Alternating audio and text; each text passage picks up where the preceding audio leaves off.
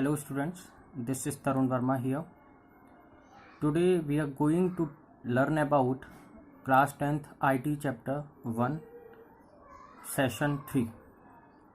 इसका कल हमने सेशन पढ़ा था ये कम्युनिकेशन बैरियर का, और इस सेशन में हमने कुछ पॉइंट्स भी पढ़े थे। कुछ पॉइंट्स मैंने आपको एक्सप्लेन किए थे, मैं आपको बता देता हूँ। और आज इस चैप्टर को कंप्लीट कर लेते हैं, सेशन 3 को। इससे पहले हमारे 2 सेशंस कंप्लीट हो चुके हैं, मैंने आपको बता दिया है। सेशन 1 और सेशन 2 में अगर आपको कोई प्रॉब्लम है आप मेरे पास कांटेक्ट कर सकते हैं। मैंने उसके नोट्स आपको सेंड किए हुए हैं, आप उन नोट्स को पढ़िए, उन नोट्स को नोट करिए और अच्छे से समझिए। तो इस सेशन में क्या क्या पढ़ा था, टाइप्स ऑफ कम्युनिकेशन बैरियर मैंने आपको बता दिए थे। बैरियर्स क्या क्या होते हैं, रुकावटें होती हैं, एक अच्छे कम्युनिकेशन में क्या क्या चीज़ें रुकावटें बन सकती हैं। ज़्यादा बड़ा मैसेज भी नहीं होना चाहिए, आपकी लैंग्वेज सही होनी चाहिए। आप नॉन वर्बल कम्युनिकेशन को जिस तरीके से ठीक तरीके से यूज़ करना चाहिए उसको उसी तरीके से हमें यूज़ करना चाहिए। इंटरनल बैरियर्स मैंने आपको बताए थे, इंटरनल अपने खुद के बैरियर्स, इसमें प्रॉब्लम्स हो सकती हैं हमारी खुद की, लिसनिंग पुअर लिसनिंग स्किल्स हो सकती है, और ईयर प्रॉब्लम हमारी हो सकती है, आइस विजुअलाइजेशन प्रॉब्लम हमारी हो सकती है। तो ये हमारी खुद की प्रॉब्लम्स होती हैं। इसमें दूसरी एक्सटर्नल प्रॉब्लम्स भी होती हैं जो कि हमारी बाहर की प्रॉब्लम्स होती हैं। वो बाहर की प्रॉब्लम्स क्या क्या हो सकती हैं, पहला साउंड प्रॉब्लम, नॉइस सबसे ज़्यादा प्रॉब्लम एक बड़ा फैक्टर होता है इस चीज़ का, बैरियर्स का, noise problem. Then second arrangement problem, ठीक तरीके से जिस जगह चीज़ें आपको समझाई जा रही हैं वहाँ प्रॉपर इक्विपमेंट नहीं है, सारी फैसिलिटीज़ नहीं है, लाइटिंग की प्रॉब्लम नहीं है, तो ये एक्सटर्नल बैरियर्स हो सकते हैं। देन इसमें फिजिकल बैरियर्स भी हो सकते हैं और फिजिकल डिसेबिलिटीज़ भी हो सकती है। हो सकता है आप बोल नहीं पा रहे हो ठीक से, आपको कोई क्वेश्चन नहीं है आ रहा है समझ में, या आप अपनी बात शेयर करना चाह रहे हो तो बट आप बोल नहीं पा रहे हो ठीक से, उस बात को ठीक से नहीं समझा पा रहे हो, तो वो फिजिकल डिसेबिलिटीज़ के अंडर आएगा। नॉन वर्बल कम्युनिकेशन भी हो सकता है, फेस टू फेस कम्युनिकेशन करने में आपको प्रॉब्लम होती हो, हेजिटेशन होती हो, आपके पोस्चर सही नहीं है, तो वो भी एक बैरियर बन सकता है। इन बैरियर्स को कैसे ख़त्म कर सकते हैं, इन बैरियर्स को ख़त्म करने के लिए आपका मैसेज फॉर्मेशन सही होना चाहिए, उसकी वोकैबुलरी सही होनी चाहिए, उसकी पंक्चुएशन सही होनी चाहिए, और वो मैसेज आपका सही तरीके से डिलीवर्ड भी होना चाहिए। आप जिस तरीके से उसको रिसीवर को समझाना चाहते हैं, उस तक भी पहुंचाना चाहते हैं, वो सारी चीज़ें सही होनी चाहिए। कीप इट सिंपल, उसको ज़्यादा हार्ड लैंग्वेज में नहीं बनाना चाहिए। और जो भी मैसेज आप कन्वे करना चाहते हैं, जो भी मैसेज आप समझाना चाहते हैं, कोई भी इन्फॉर्मेशन आप बताना चाहते हैं, पहले उसको सेंडर को पढ़ना चाहिए, उसको सही तरीके से अरेंज करना चाहिए, उसमें कोई गलती तो नहीं है, कोई ऐसे सेंटेंसेस या ऐसे कोई वर्ड तो नहीं है जिनमें यूजर्स को पढ़ने में और सुनने में प्रॉब्लम हो। और इन बैरियर्स को ख़त्म करने के लिए 2 चीज़ें भी हैं। पहला है कि डेवलप गुड लिसनिंग स्किल्स, आपको सुनने वाली जो स्किल्स हैं कि जो सेंडर है या जो स्पीकर है वो क्या बोल रहा है, तो अगर आपको वही समझ नहीं आएगा तो बाकी सारी चीज़ें आपके माइंड बाउंस जाएंगी। तो अगर आपकी लिसनिंग स्किल्स अच्छी है, अगर आप सुनने में बहुत अच्छे हैं, तो आप उनको बेहतर समझ पाएंगे। डेवलपमेंट ट्रस्ट भी का होना चाहिए कि सपोज दैट एक ट्रस्ट कैसे डेवलपमेंट होता है, फीडबैक के थ्रू या आपके एक्सप्रेशंस के थ्रू, के जैसे सपोज दैट कि आप कोई चीज़, आपको कोई पर्सन कोई चीज़ समझा रहा है लेकिन आपके एक्सप्रेशंस जस्ट उससे अपोजिट जा रहे हैं, तो उसका ट्रस्ट खत्म हो जाएगा और वो समझेगा इसको समझाने से कोई फ़ायदा नहीं है। कल्चर की हमने कल बात करी थी कि आपको सभी जितने भी कल्चर्स होते हैं उनको थोड़ा लाइटली नहीं लेना चाहिए, बहुत सारे कल्चर सीरियसली आपको लेने चाहिए, सभी कल्चर्स की रेस्पेक्ट करनी चाहिए, उनको समझने की कोशिश करनी चाहिए। बिकॉज सारी नई चीज़ों को अगर आप समझने की कोशिश करेंगे तो आप उनमें नई चीज़ ढूंढ पाएंगे। इसके लिए मैंने आपको एक टीचर और एक स्टूडेंट का एग्जांपल भी दिया था और फिर वो फेवरेट टीचर हो गए थे, और हमने यहाँ तक उस चीज़ को पढ़ लिया था, ओवरकम एक्सटर्नल बैरियर्स तक के, जो एक्सटर्नल बैरियर होते हैं उनको कैसे ख़त्म किया जा सकता है। Now come to the point, the final find alternate means of communication to overcome psychological problem. जो हमारी खुद की सोचने की जो प्रॉब्लम्स होती है कि हम अपनी बात को सामने वाला जो पर्सन हमें कुछ बता रहा है, हम उसकी बात से सहमति नहीं है, क्योंकि हम केवल अपनी बात पर पॉइंट करके बैठे हुए हैं, पिन कर कर बैठे हुए हैं कि हम जो कह रहे हैं केवल वही सही है। ऐसा नहीं होना चाहिए। एक्सटर्नल बैरियर साइकोलॉजिकल प्रॉब्लम्स हैं कि आप कम्युनिकेशन ठीक तरीके से नहीं कर पा रहे हो, साइन लैंग्वेज नहीं समझ पा रहे हो, या आप साइन लैंग्वेज यूज़ ठीक तरीके से नहीं कर पा रहे हो, रिटन कम्युनिकेशन आप ठीक तरीके से नहीं कर पा रहे हो, और आप सपोज दैट कोई एक लेटर लिखना है आपको, तो आपने लेटर इस तरीके से लिखा है तो उस लेटर के बारे में कुछ इन्फॉर्मेशन अच्छी से समझ में नहीं आ रही है, या आपने कोई इन्फॉर्मेशन लिखी है या कोई नोटिस भी आपने लगाया है तो लेकिन उसमें पता ही नहीं चल रहा है कि नोटिस एक्चुअली में है किस चीज़ के लिए, तो वो भी एक काफ़ी बड़ा एक्सटर्नल बैरियर हो सकता है। यूज़ इमोजीज वाइल टेक्सटिंग, इसके बारे में भी मैंने कल आपको बताया था कि इमोजीज का आप यूज़ कर सकते हैं अगर इफ़ एप्लीकेबल और अवेलेबल हैं, दोनों ही चीज़ें मैं बता रहा हूँ आपको। अगर एप्लीकेबल भी है और अवेलेबल भी हैं आपके पास ये चीज़ें, ये मीडियम्स कम्युनिकेशन के, तो आप इन्हें यूज़ कर सकते हो। आपको बहुत ज़्यादा कुछ लिखना नहीं पड़ेगा, जस्ट क्लिक और tap any emoji, it will send to the sender and he or she can understand what you want to say or what you want to inform and what you want to convey your message। तो वो सारी चीज़ें इस चीज़ को समझ सकते हैं। इन emojis का यूज़ हम सॉफ्ट चीज़ों में करते हैं, जैसे व्हाट्सएप के लिए कर सकते हैं, हम ईमेल के लिए कर सकते हैं। ये रिटन में नहीं होती हैं चीज़ें, जो फिजिकल चीज़ें हम यूज़ करते हैं, रिटन लेटर है, रिटन ईमेल है, या रिटन एप्लीकेशन हम लिखते हैं, या कोई रिटन इन्फॉर्मेशन ऑन बोर्ड लिखते हैं, तो इन इमोजीज का हम यूज़ नहीं कर सकते। ये केवल सॉफ्ट टैग या फिर हम टेक्नोलॉजी से रिलेटेड जितनी भी चीज़ें बोलते हैं उन मीडियम्स में हम इन चीज़ों का यूज़ कर सकते हैं। Now come to the last point, seeking feedback. इसका एक्सटर्नल बैरियर्स को ख़त्म करने का सीकिंग फीडबैक का मतलब है आपको फीडबैक जरूर लेने चाहिए। फीडबैक लेने से क्या होता है कि आपको पता चल जाता है कि जो मैसेज मैं सेंड करना चाह रहा हूँ रिसीवर तक, वो उसको ठीक तरीके से समझ पाया है या नहीं समझ पाया। दूसरी प्रॉब्लम ये भी हो सकती है कि सपोज दैट फीडबैक ठीक तरीके से नहीं पहुंच पाया, तो वो उन जितनी भी खामियां हैं, जितनी भी कमियां हैं, उनको वो दूर नहीं कर पाएगा। ये सबसे प्रॉब्लमेटिक बात हो सकती है सेंडर के लिए। जो स्पीकर है, अगर उसने चीज़ें गलत की हैं और उसको गलत चीज़ों के बारे में पता ही नहीं चल पाया, तो वो उनको दूर कैसे करेगा। तो फीडबैक लेना और फीडबैक देना दोनों ही बहुत ज़्यादा इंपॉर्टेंट हो जाते हैं रिसीवर के लिए भी, और एक कम्युनिकेशन वाला जो पर्सन है जो कम्युनिकेट कर रहा है आपसे, उसके लिए भी।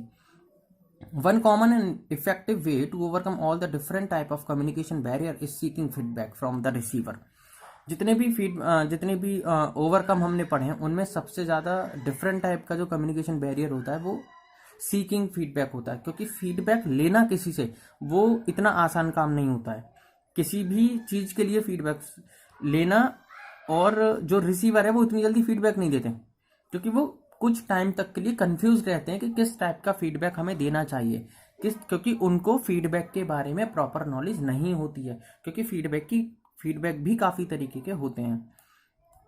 एक स्किल्ड कम्युनिकेटर का मतलब क्या होता है, जिसे कम्युनिकेशन करनी बहुत अच्छे से आती है, जो सारे गेस्चर्स के बारे में नॉलेज रखता है, जो सारी टोन्स के बारे में नॉलेज रखता है, जो स्पीकिंग के बारे में नॉलेज रखता है, वोकैबुलरी, कंपोजिशन, इन सभी चीज़ों के बारे में बहुत अच्छी नॉलेज रखता है। Must be aware of communication.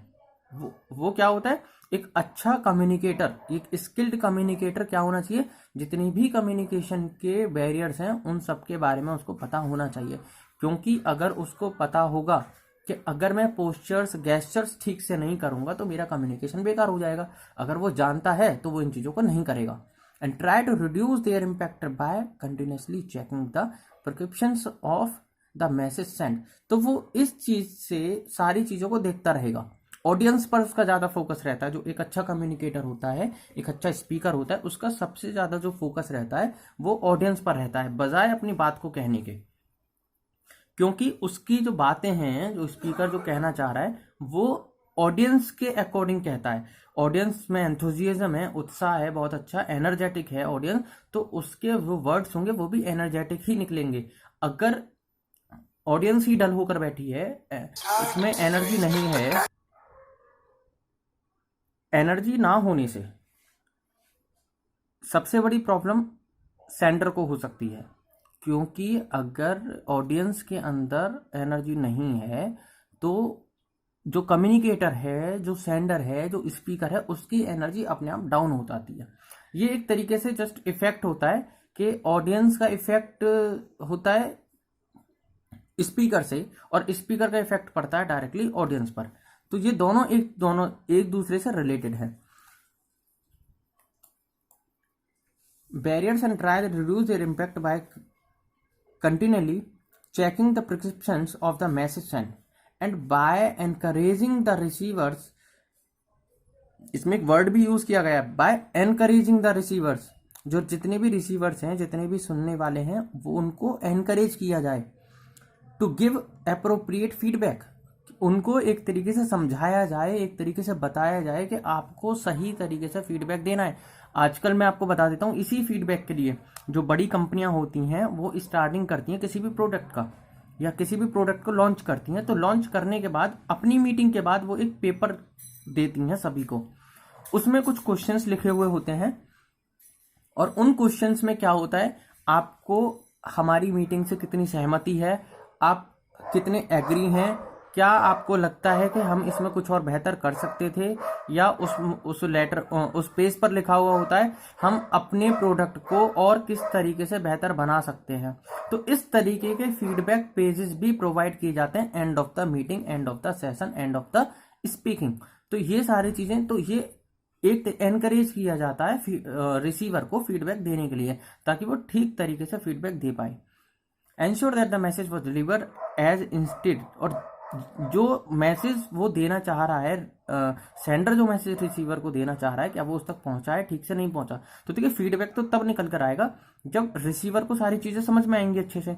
अगर रिसीवर को सारी चीजें समझ में नहीं आई तो मिसअंडरस्टैंडिंग, कंफ्यूजन, ठीक है, ये सारी चीजें होने लगेंगी, तो वो फीडबैक भी ठीक से नहीं दे पाएगा।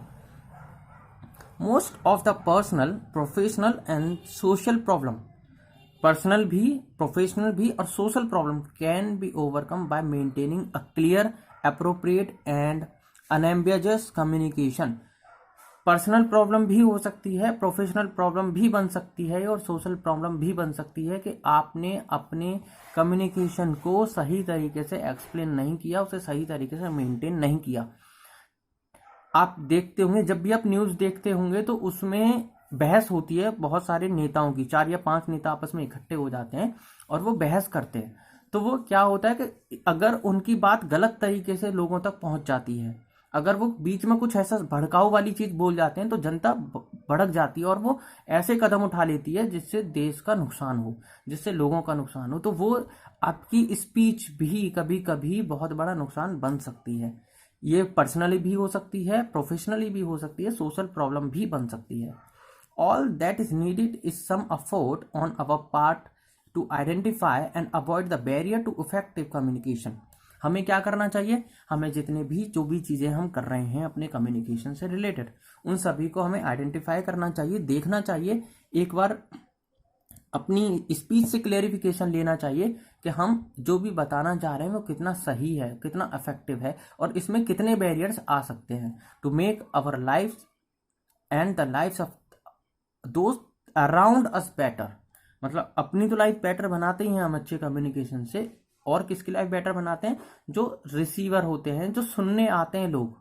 क्योंकि वो सुनने क्यों आते हैं, वो कुछ चेंजेस चाहते हैं। आपने देखा होगा सत्संग होते हैं तो वो वहां पर लोग क्यों आते हैं, क्योंकि they want to change their life by receiving और listening some good words from the संट्स।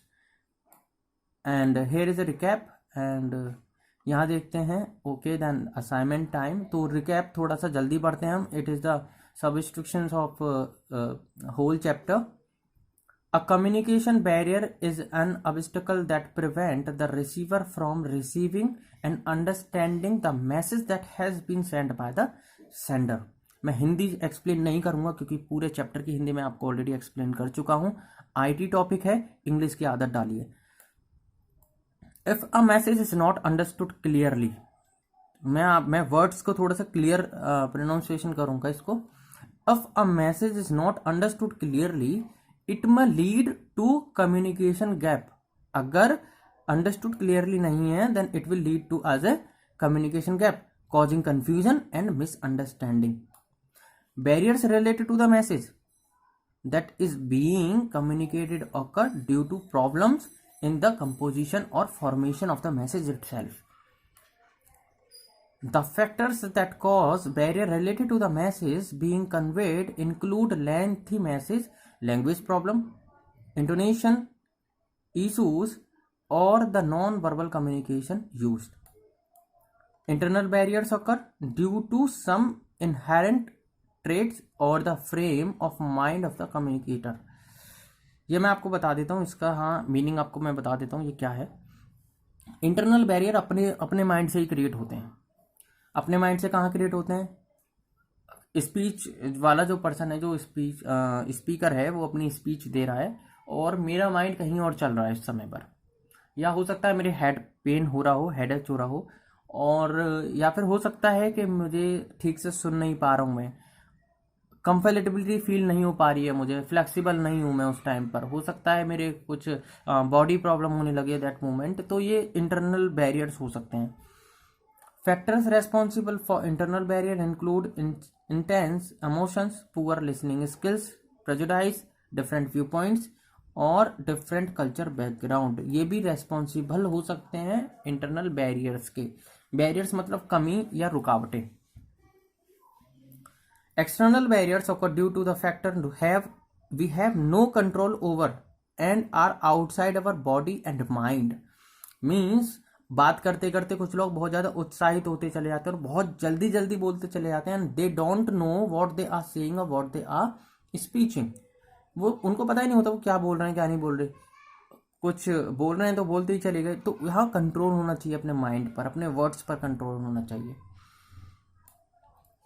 Factor like noise, different time zone and distance, faculty communication equipment or technology also, physical disabilities and physical barrier preventing us from observing non-verbal communication are some of the cause of the external barriers.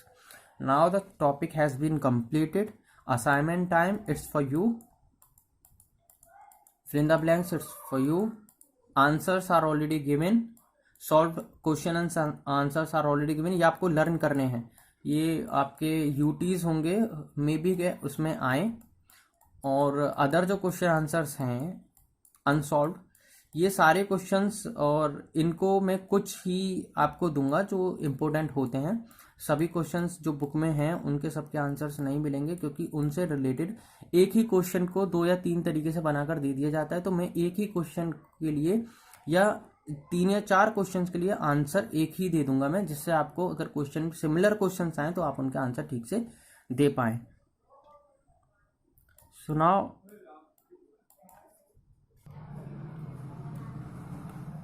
आप सारे notes note down कर लीजिएगा notebook में। आपके पास I think notebook available होगी, तो सारे notes आप नोट डाउन कर लीजिएगा। Now it is activity zone, group discussion. We will do it in the classroom also. We will not skip this group discussion. जब भी हमारी classes open होंगी we will do it. Finally we will do it and seriously हम इन चीज़ों को group discussion करेंगे इन चीज़ों के लिए, क्योंकि ग्रुप डिस्कशन से कम्युनिकेशन ज़्यादा बेटर होता है और जो जिन बच्चों को बोलने में प्रॉब्लम्स होती है, हेजिटेशंस होती हैं, वो सारी चीज़ें ख़त्म हो जाती हैं। Now the chapter has been completed. अब आपके लिए वर्क है कि आप इस पूरे चैप्टर को अच्छे से रीड करें, अच्छे से समझें, अच्छे से पढ़ें। सारे क्वेश्चन आंसर्स आप अपनी नोटबुक में नोट करें।